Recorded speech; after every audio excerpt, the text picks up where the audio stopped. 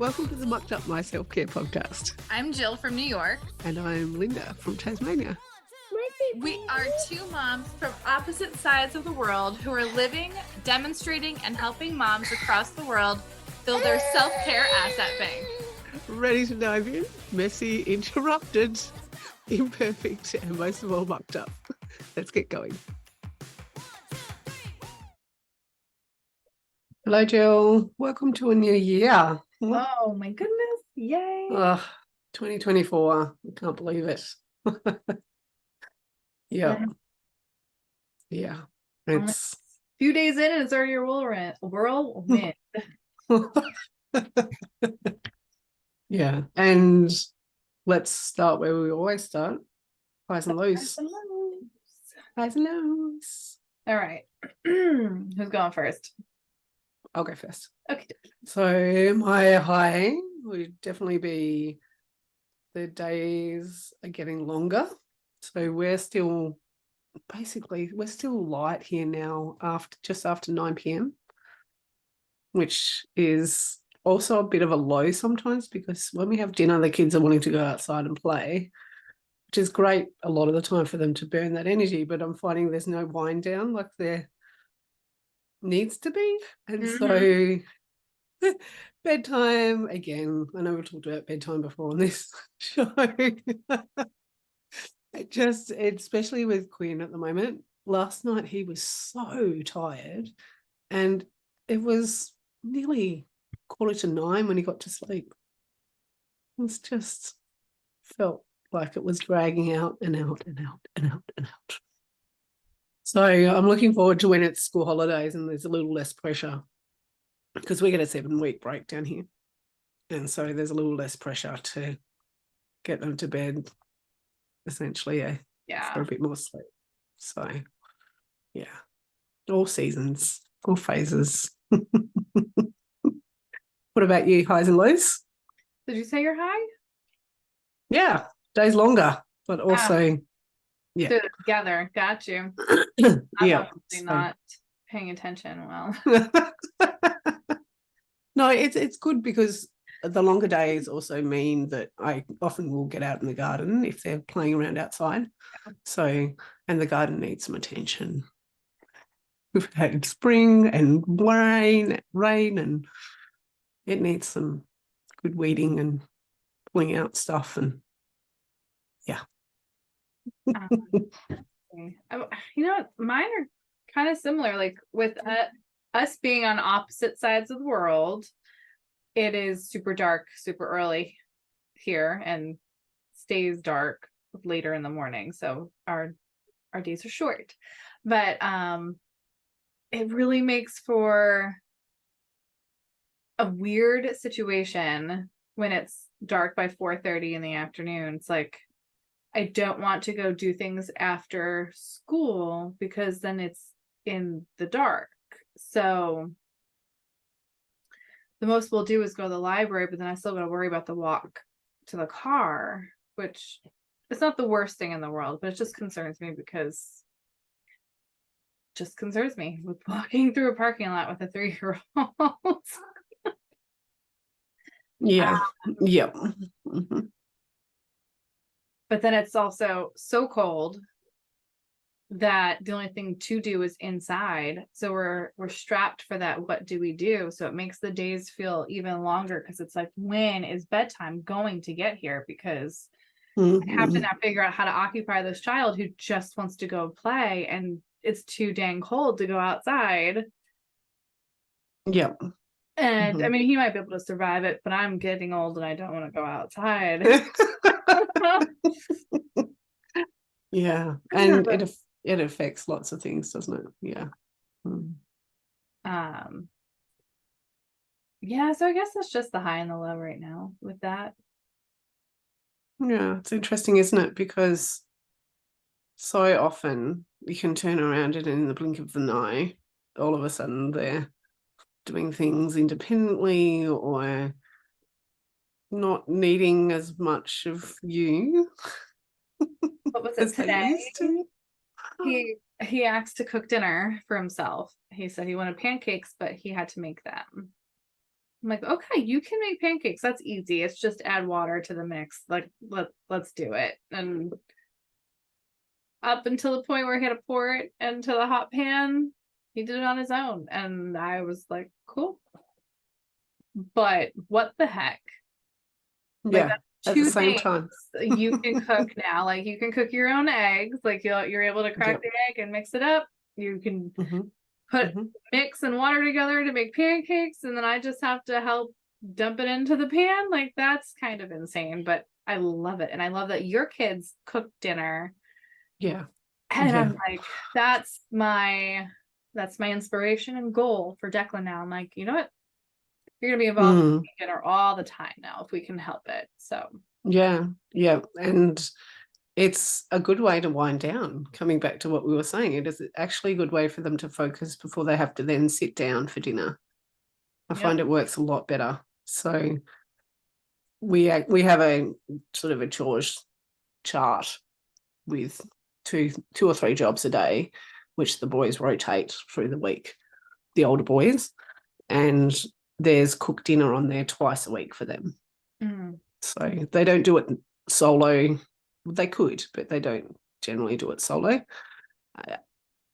And they peel carrots, they peel potatoes, they couple of times they've pretty much done it from scratch. They choose the recipe sometimes as well. So I think I've talked about this before where Josh chose a Thai beef. That was what he wanted.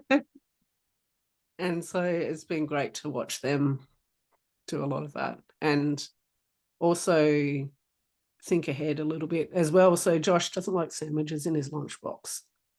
He's just really anti-sandwiches. And so he'll often cook a little bit extra, have leftovers the next day for his lunchbox. And so he'll say to everyone, does anyone want seconds? Yeah. And then put the spaghetti in his lunchbox for the next day. So there's a lot of forward thinking in that and planning and everything that goes into it. So, but Quinn loves it. He literally peels carrots and potatoes and eggs, one of his favorites as well. Loves to, scoop the 1 cup of flour into the container and all that sort of thing, and chives and cracked pepper, and yeah, so much fun.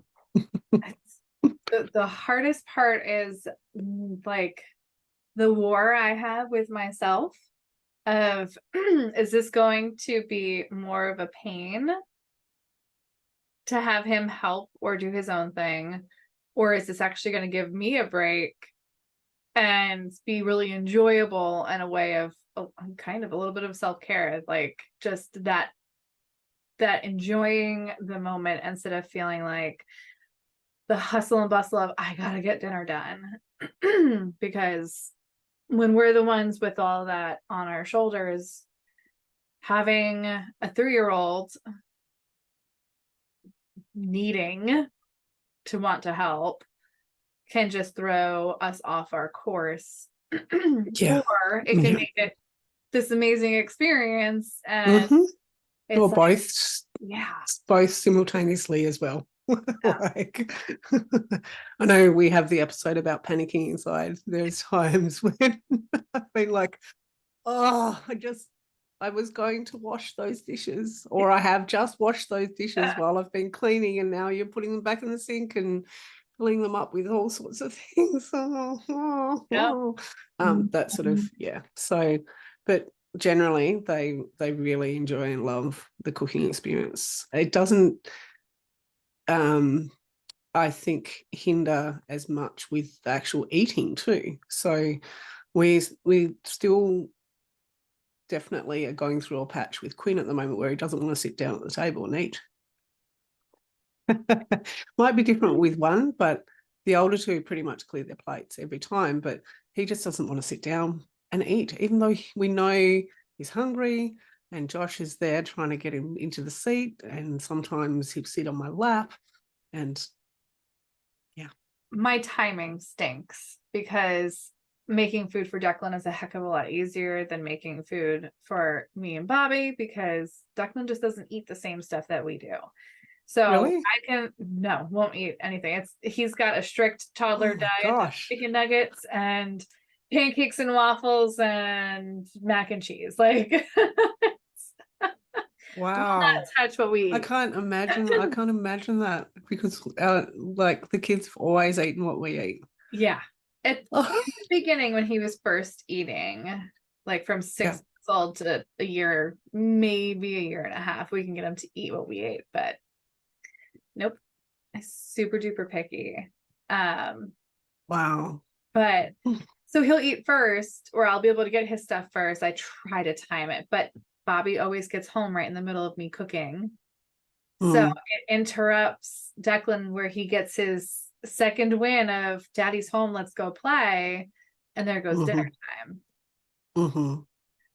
So it's probably the more enjoyable part of the day, because I get a little bit of a break, but I get to watch them play and create this bond.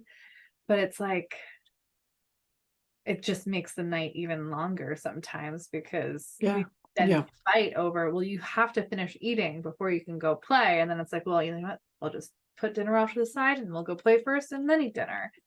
Mm-hmm. Yeah. Yeah. I've got lots of things that we will do to help him sit there and eat. So last night he just really didn't want to. He wanted to get up and show us his new dance and sing songs and go outside, and everybody else was sitting there. And he just didn't want a bar of it. So in the end, I ended up staying at the table after everyone had left with him. And each time he took a mouthful, I drew a little fork on the page. And then he'd have another one, I'd draw another fork, and then I'd draw another fork. And then we counted the forks together. And I think we got up to, it was something like 48 forks, 48 mouthfuls he'd had. Okay. And it was broccoli, like a broccoli mash type thing, and Yeah. salad with mushrooms and tomato and spinach and all that sort of stuff. So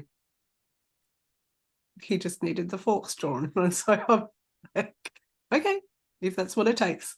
We do If that that's with what it takes. bedtime when we have to get changed for bedtime, because our routine is we'll go play basketball in his room. We have like over the door basketball hoop. So he gets to take a shot, and then he has to take off an article of clothing, and then he does a shot, and then another article, like until he's naked, and then dresses up again. So every shot he has to, it's like, Bobby's like, it's like strip poker. Like, hey, we gotta keep him entertained, getting what he wants out of life, and we'll get what we want out of life. Full confession, secret at this end, we don't have pajamas.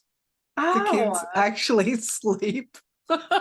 They sleep in their clothes that they've worn all day, and then get up and go for the next day yeah. until they get dirty, and then they change their clothes. So we don't even do pajamas. I cut that out of the whole bedtime thing years and years ago. That's smart. And so it sounds, when I say it out loud on a podcast, it sounds probably a bit dirty or like. However, the sheets get changed regularly. They still have showers and baths and all that sort of thing, but they literally get changed back into their clothes after the bath, or fresh clothes. Right. And that's And we just don't do pajamas. love it. We just Love don't.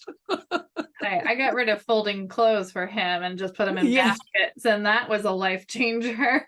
I think that added years to my life. Yeah, exactly. Yeah, it's interesting, the shortcuts we take for self-care.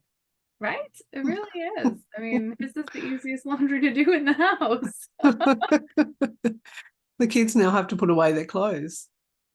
So sometimes, very often, they don't get folded at Yep. all. And I'm actually yeah. I'm the worst person at putting away clothes in the house a lot of the time, because I'm doing everything else first. Yeah.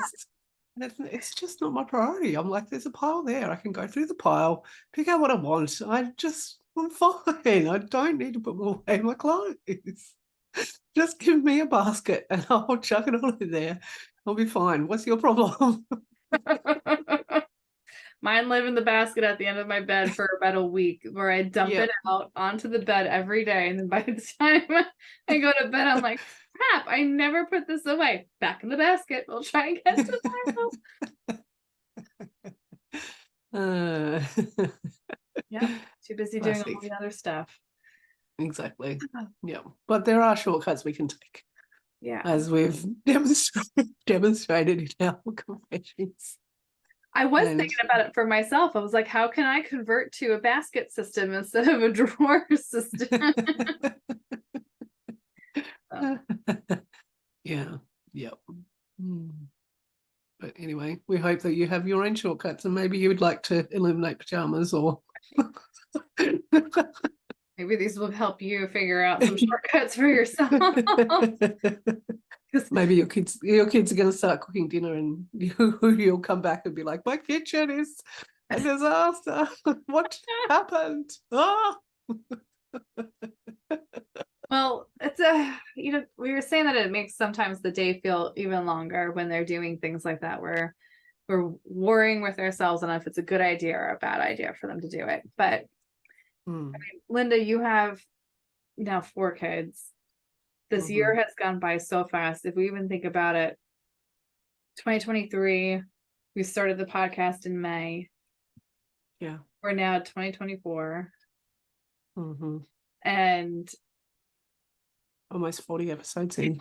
I remember we were talking while you and Siggy were in the hospital, and one of our planning meetings, and I think even one of our episodes. And she was so tiny, and you guys were going through so much. And now just to see her 7 months later, as grown as she was, finally smiling and waving at me after talking twice a week for 7 months, if not more. That right there has gone by so quick. Yeah. That it's like, it makes it worse that that mess, that mucked up self-care. Yeah. And you can't take shortcuts on that stuff. You don't necessarily get it back either. Some of this time, it goes by so fast. At the same time, when you're in it at times, you're like, oh, it'd be so nice if you'd just sleep in your own bed. It'd be so nice if you could just get dressed yourself. It'd be so nice. Like, absolutely acknowledging the fact that, yeah. And then there's other days that follow that you're like, oh, I love that you need me right now, and I'm going to soak this up. Yep. Yeah. And it's interesting as well, the fact that and this is for a future episode, I reckon we'll make a note of it. We spend so much time being needed and neglecting our own needs. And then when we're not needed, it's a great big gap and hole in our lives at times as well. Yeah. Even like when they want somebody else to do it instead of you. Yeah.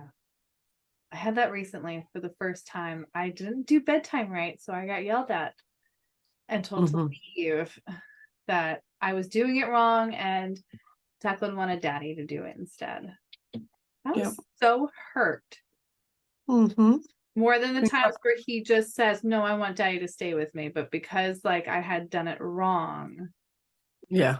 Interesting, isn't it? Brings up all your own stuff. You don't need me, you don't want me. It's like, oh, okay, that kind of hurts, but all right. And then the next night it was like, no, Mommy, you can't not do this. I need you. Yeah. Okay. Yeah. Goodness. This year's going to be a great year, though. It is. I'm excited for it. Mm-hmm. Many more episodes to come. Lots more mucked up self-care.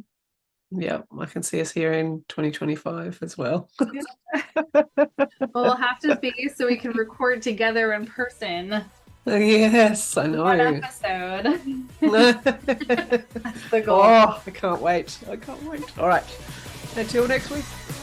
We hope you can unstuck your muck. Welcome to 2024. We wish you all the best. Bye. Bye.